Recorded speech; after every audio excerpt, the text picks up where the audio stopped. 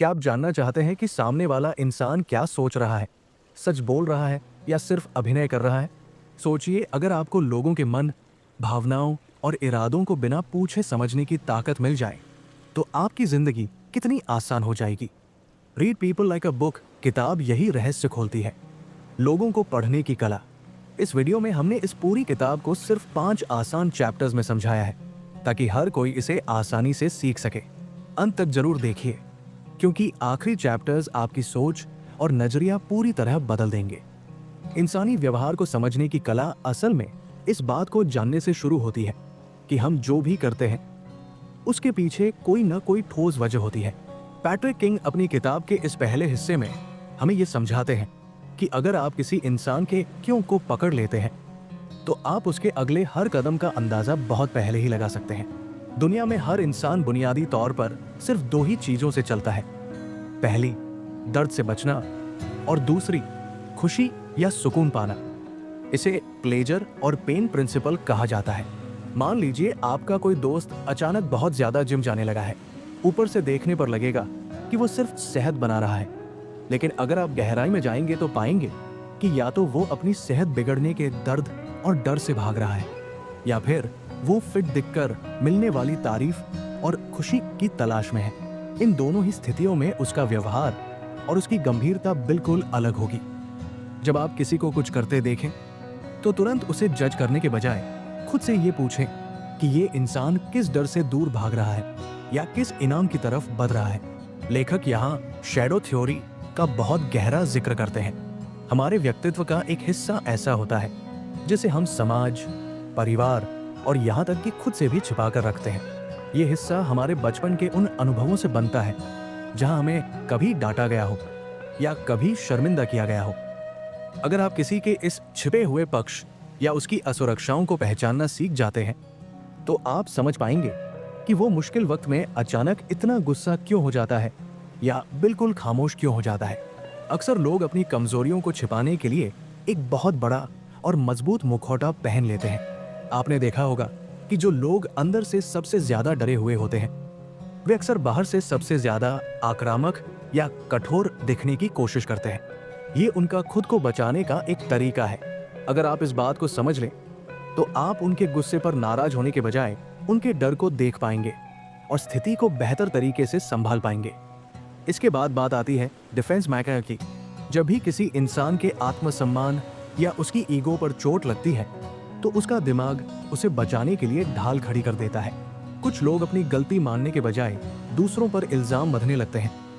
कुछ लोग बात को हंसी में उड़ा देते हैं, और कुछ लोग पूरी तरह से वास्तविकता को मानने से ही इनकार कर देते हैं। इसे समझना इसलिए जरूरी है क्योंकि जब आप किसी से बात कर रहे हो और वो अजीब तरह से रिएक्ट करे, तो आप ये जान पाएंगे कि ये उसकी पर्सनैलिटी नहीं बल्कि उसका डिफेंस मोड है। लोग अक्सर वो नहीं होते जो वे दिखाते हैं, बल्कि वे वो होते हैं जो उनकी जरूरतें उन्हें बनाती है। लेखक कहते हैं कि हर इंसान के भीतर कुछ बुनियादी मानवीय जरूरतें होती हैं।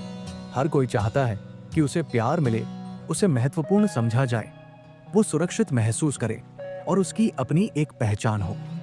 जब इनमें से कोई भी जरूरत पूरी नहीं होती, तो इंसान का व्यवहार विद्रोही या अजीब हो जाता है। एक कर्मचारी जो ऑफिस में बहुत ज्यादा बहस करता है, वो शायद सिर्फ ये चाहता है कि उसके काम को नोटिस किया जाए और उसे महत्वपूर्ण महसूस कराया जाए। अगर आप उसे वो महत्व दे दें, तो उसका व्यवहार तुरंत बदल जाएगा। यही लोगों को पढ़ने की असली ताकत है। ये कोई जासूसी नहीं है, बल्कि ये एक गहरी सहानुभूति है। इस पहले अध्याय का सबसे बड़ा सबक ये है कि इंसानी फितरत एक खुली किताब की तरह है, लेकिन उसे पढ़ने के लिए आपको अपनी धारणाओं के चश्मे को उतारना होगा। हमें बचपन से सिखाया जाता है कि लोग जो कह रहे हैं उस पर यकीन करो, लेकिन लेखक कहते हैं कि लोग जो महसूस कर रहे हैं उस पर ध्यान दो। जब आप किसी की प्रेरणा को समझ लेते हैं, तो आप उस इंसान के साथ शतरंज के खिलाड़ी की तरह नहीं, बल्कि एक दोस्त की तरह जुड़ पाते हैं। आप जान जाते हैं कि उसे क्या चीज खुश करेगी और क्या चीज उसे परेशान कर सकती है। ये समझ आपके रिश्तों को, आपके काम करने के तरीके को और आपके सामाजिक दायरे को पूरी तरह से बदल सकती है। अंत में लोगों को पढ़ना उन्हें कंट्रोल करना नहीं है, बल्कि उनके साथ एक ऐसा पुल बनाना है जहां आप उनके शब्दों के पीछे छिपे उनके असली इंसान को देख सकें। जब आप किसी के डर और उसकी प्रेरणाओं के बीच के बारीक धागे को देख लेते हैं, तब आप वाकई उन्हें एक खुली किताब की तरह पढ़ने लगते हैं। इंसानी संवाद का एक बहुत बड़ा और गहरा हिस्सा शब्दों से नहीं, बल्कि शरीर की हलचलों और खामोश संकेतों से तय होता है। जब हम किसी से बात करते हैं तो हमारा चेतन मन उनके द्वारा बोले गए वाक्यों पर ध्यान देता है, लेकिन हमारा अवचेतन मन लगातार उनकी बॉडी लैंग्वेज को स्कैन कर रहा होता है। लेखक इस दूसरे हिस्से में इस बुनियादी सच्चाई को उजागर करते हैं कि शरीर कभी झूठ नहीं बोलता, क्योंकि हमारी शारीरिक प्रतिक्रियाएं सीधे हमारे स्वायत्त तंत्रिका तंत्र यानी नर्वस सिस्टम से जुड़ी होती है। जब हम तनाव में होते हैं, खुश होते हैं या असुरक्षित महसूस करते हैं, तो हमारा शरीर उन भावनाओं को शब्दों से पहले ही जाहिर कर देता है। सबसे पहली और सबसे महत्वपूर्ण तकनीक जो यहाँ सीखने को मिलती है वो है क्लस्टर्स यानी संकेतों के समूह को पढ़ना। अक्सर लोग किसी एक इशारे जैसे कि हाथ बांधने को देखकर ये मान लेते हैं कि सामने वाला इंसान आपसे सहमत नहीं है या वो जिद्दी है। लेकिन लेखक चेतावनी देते हैं कि कभी भी एक अकेले संकेत पर भरोसा न करें। हो सकता है उस व्यक्ति को ठंड लग रही हो या वो सिर्फ आरामदायक महसूस करने के लिए ऐसे बैठा हो, लेकिन अगर वो हाथ भी बांधे हैं, उसके पैर दरवाजे की तरफ मुड़े हैं और वो आपसे नजरें चुरा रहा है, तब आप पूरी सटीकता से कह सकते हैं कि वो उस बातचीत से बाहर निकलना चाहता है। शरीर के अंगों में सबसे ईमानदार हिस्सा हमारे पैर होते हैं। हम अपने चेहरे पर झूठी मुस्कुराहट ला सकते हैं और अपनी आंखों से झूठ बोल सकते हैं, लेकिन हमारे पैरों की दिशा अक्सर हमारी असली मंशा बयां कर देती है। विकासवादी मनोविज्ञान के अनुसार हमारे पैर हमेशा उस तरफ इशारा करते हैं जहां हमारा दिमाग जाना चाहता है। अगर आप किसी से बात कर रहे हैं और उसका शरीर आपकी तरफ है, लेकिन उसके पैर किसी और दिशा में मुड़े हुए हैं, तो समझ जाइए कि वो इंसान मानसिक रूप से वहां से जाने के लिए तैयार है। इसी तरह चेहरे के माइक्रो एक्सप्रेशंस को पढ़ना एक अद्भुत कौशल है। ये वो बेहद बारीक और सेकंड के एक छोटे से हिस्से के लिए आने वाले भाव होते हैं जो इंसान के असली जज्बात तब दिखा देते हैं जब वो उन्हें छिपाने की सबसे ज्यादा कोशिश कर रहा होता है। अगर किसी को कोई खबर सुनकर एक पल के लिए घृणा या गुस्से का सूक्ष्म भाव आता है और फिर वो तुरंत मुस्कुरा देता है, तो वो शुरुआती भाव ही उसका असली सच है। हाथों की हरकतें और पेरिफेरल विजन का इस्तेमाल भी इस अध्याय का अहम हिस्सा है। जब लोग बात करते समय अपनी हथेलियां खुली रखते हैं, तो वे अनजाने में ये संकेत दे रहे होते हैं कि वे ईमानदार हैं और उनके पास छिपाने के लिए कुछ नहीं है। इसके विपरीत बार बार अपनी गर्दन को छूना, कॉलर को ठीक करना या चेहरे को सहलाना अक्सर सेल्फ सॉथिंग यानी खुद को शांत करने वाले व्यवहार होते हैं, जो ये बताते हैं कि इंसान अंदर से घबराया हुआ या असहज है। आंखों का संपर्क भी एक जटिल भाषा है। बहुत ज्यादा देर तक आंखें मिलाना जहां चुनौती या प्रभुत्व दिखाने का तरीका हो सकता है, वहीं बिल्कुल नजरें न मिलाना शर्म या अपराध बोध का संकेत हो सकता है। वो यहाँ मिररिंग के जादू के बारे में भी बताते हैं। जब दो लोगों के बीच गहरा तालमेल या रैपो होता है, तो वे बिना सोचे समझे एक दूसरे के बैठने के अंदाज या हाथ हिलाने के तरीके की नकल करने लगते हैं। अगर आप चाहते हैं कि कोई आपके साथ सहज महसूस करे, तो आप हल्के से उसकी बॉडी लैंग्वेज को मिरर कर सकते हैं। इस पूरे हिस्से का सार ये है कि आपको एक सजग पर्यवेक्षक बनना होगा जो छोटी छोटी बारीकियों जैसे कि सांस लेने की रफ्तार में बदलाव या पसीने की बूंदों पर ध्यान दे सके। बॉडी लैंग्वेज पढ़ना कोई रहस्यमयी विद्या नहीं है, बल्कि ये दूसरों के प्रति अपनी संवेदनशीलता को बढ़ाने का एक जरिया है। जब आप लोगों के शरीर की खामोश भाषा को समझने लगते हैं, तो आप उन बातों को भी सुन लेते हैं जो कभी होठों तक नहीं आई। इससे न सिर्फ आप धोखे से बचते हैं, बल्कि आप दूसरों की अनकही तकलीफों और जरूरतों को समझकर एक बेहतर इंसान और कम्युनिकेटर बन पाते हैं। ये अध्याय हमें सिखाता है कि असली बातचीत शब्दों के पीछे छिपे उस शारीरिक संगीत में होती है, जिसे सुनने के लिए बस थोड़ी सी सावधानी और अभ्यास की जरूरत है। इंसानी व्यवहार को समझने के लिए सिर्फ ये देखना काफी नहीं है कि कोई व्यक्ति उस पल में क्या कर रहा है, बल्कि ये जानना भी जरूरी है कि उसका बुनियादी स्वभाव यानी उसका बिल्ट इन सिस्टम कैसा है। किताब का ये तीसरा हिस्सा हमें व्यक्तित्व के विज्ञान की सैर पर ले जाता है और समझाता है कि हर इंसान का एक डिफॉल्ट मोड होता है जो उसके ज्यादातर फैसलों को तय करता है। इसे समझने का सबसे आधुनिक और सटीक तरीका है बिग 5 मॉडल, जो इंसान को 5 बड़े पैमानों पर परखता है। सबसे पहला है ओपननेस, यानी नए विचारों के प्रति खुलापन। कुछ लोग पैदाइशी खोजी होते हैं, उन्हें बदलाव और नई चीजें पसंद होती है, जबकि कुछ लोग लकीर के फकीर होते हैं और उन्हें पुराना धर्रा ही सुरक्षित लगता है। अगर आप किसी ऐसे इंसान को जबरदस्ती कुछ नया करने को कहेंगे जो बदलाव से डरता है, तो वो चिढ़ जाएगा। दूसरा पैमाना है कॉन्शियसनेस, यानी कर्तव्यनिष्ठा। क्या सामने वाला व्यक्ति अनुशासित है और अपनी चीजें व्यवस्थित रखता है? जो लोग इस पैमाने पर ऊंचे होते हैं वे भरोसेमंद और मेहनती होते हैं, लेकिन वे कभी कभी बहुत सख्त और उबाऊ भी हो सकते हैं। वही जो लोग इस मामले में ढीले होते हैं वे लापरवाह तो होते हैं, पर अक्सर ज्यादा रचनात्मक और मौजी भी पाए जाते हैं। तीसरा गुण है एक्स्ट्रावर्जन, जिसे हम मिलनसारिता कहते हैं। ये जानना बहुत जरूरी है कि सामने वाला व्यक्ति अपनी ऊर्जा कहाँ से पाता है। एक एक्स्ट्रावर्ट इंसान लोगों के बीच रहकर रिचार्ज होता है, जबकि एक इंट्रोवर्ट को अपनी ऊर्जा वापस पाने के लिए अकेले वक्त बिताने की जरूरत होती है। अक्सर लोग इंट्रोवर्ट्स को अजीब या घमंडी समझ लेते हैं, जबकि असल में वे सिर्फ अपनी ऊर्जा बचा रहे होते हैं। चौथा पैमाना है एग्रीएबलनेस, यानी सहमति का गुण। कुछ लोग बहुत दयालु और दूसरों की मदद करने वाले होते हैं। वे शांति बनाए रखने के लिए खुद का नुकसान भी कर लेते हैं। इसके उलट कुछ लोग बहुत कॉम्पिटिटिव और शक्की मिजाज के होते हैं। वे हर बात को एक मुकाबले की तरह देखते हैं। अगर आप किसी एग्रीएबल इंसान से बात कर रहे हैं तो वो आपकी बात मान लेगा, लेकिन जरूरी नहीं कि वो दिल से आपके साथ हो। आखिरी पैमाना है न्यूरोटिसिज्म, यानी भावनात्मक स्थिरता। ये हमें बताता है कि कोई इंसान तनाव को कैसे संभालता है।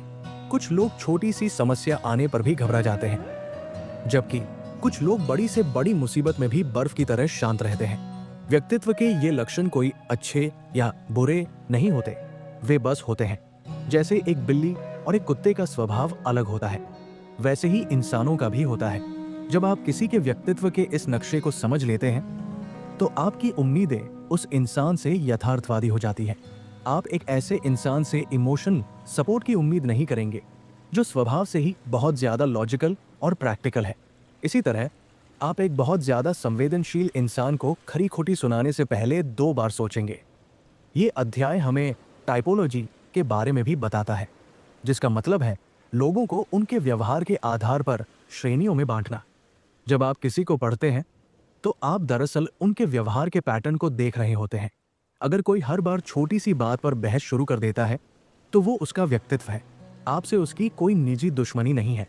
इस हिस्से का सबसे बड़ा फायदा यह है कि ये हमारे अंदर से दूसरों के प्रति कड़वाहट को खत्म कर देता है। जब हम ये जान लेते हैं कि सामने वाले का व्यवहार उसके व्यक्तित्व की उपज है, तो हम उसे व्यक्तिगत रूप से लेना बंद कर देते हैं।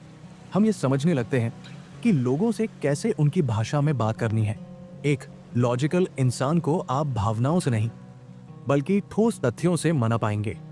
वही एक इमोशनल इंसान को आंकड़ों से कोई फर्क नहीं पड़ेगा। उसे सिर्फ ये महसूस होना चाहिए कि आप उसकी परवाह करते हैं।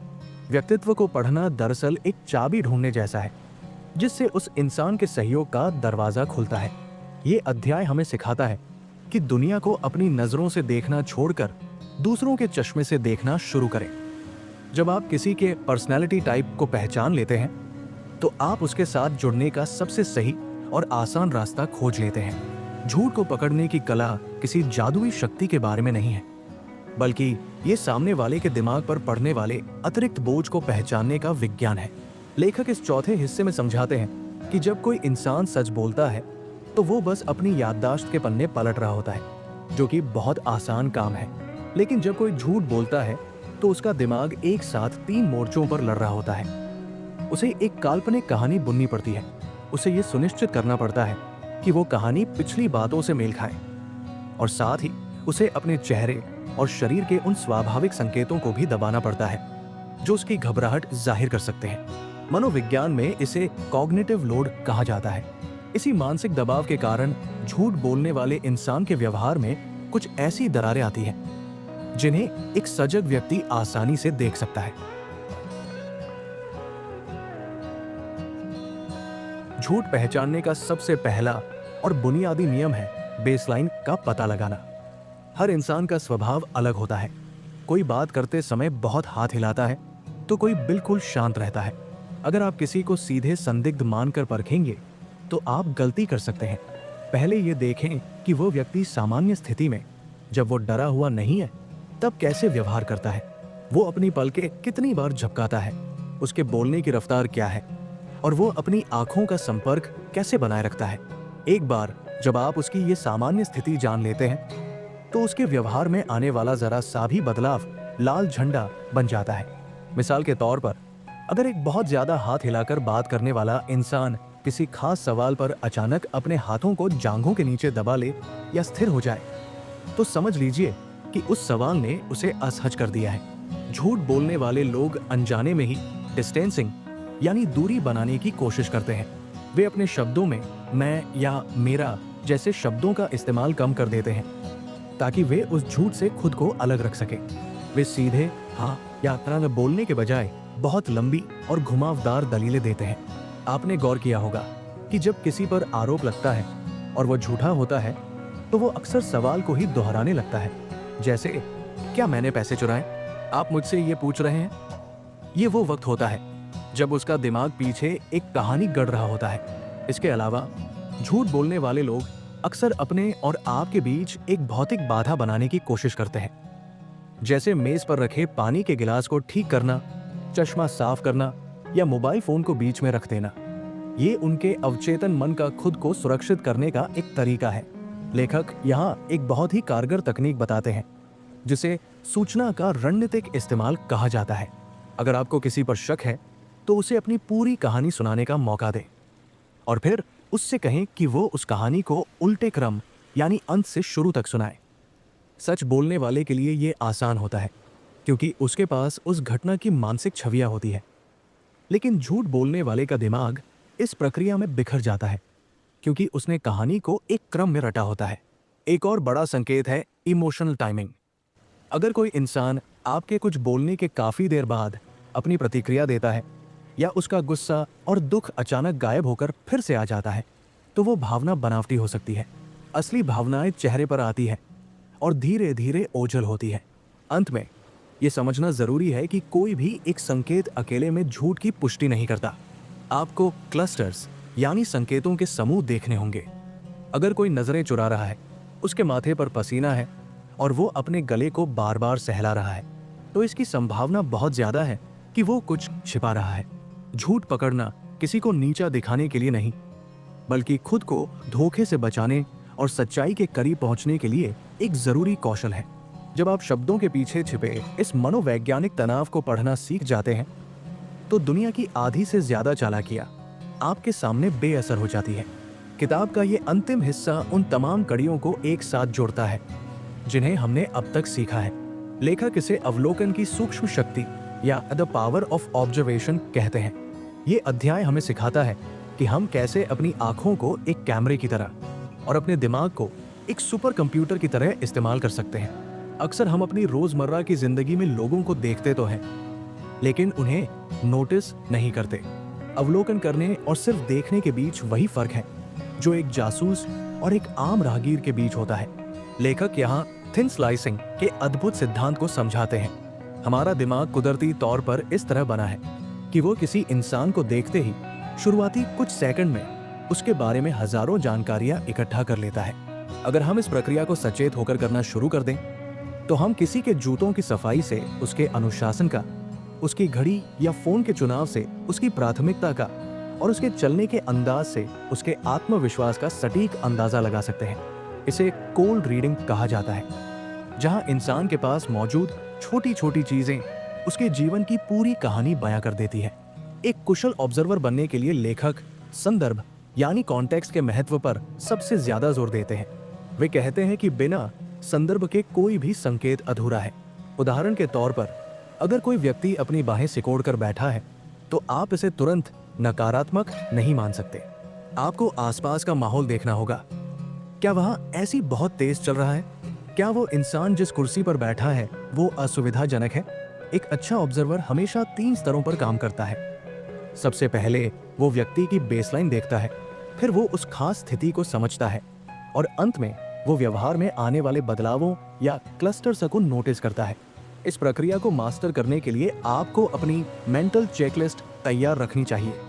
जब भी आप किसी अजनबी से मिले तो खुद से पूछें कि इस इंसान की ऊर्जा कैसी है, क्या इसकी बॉडी लैंग्वेज इसके शब्दों का साथ दे रही है, क्या ये माहौल में सहज है। ये छोटे छोटे सवाल आपको वो सब दिखा देंगे जो बाकी लोग नजरअंदाज कर देते हैं। लेखक यहाँ शेरलॉक होम्स जैसी डिडक्टिव रीजनिंग की बात करते हैं। इसका मतलब है उपलब्ध सबूतों से एक तार्किक निष्कर्ष निकालना।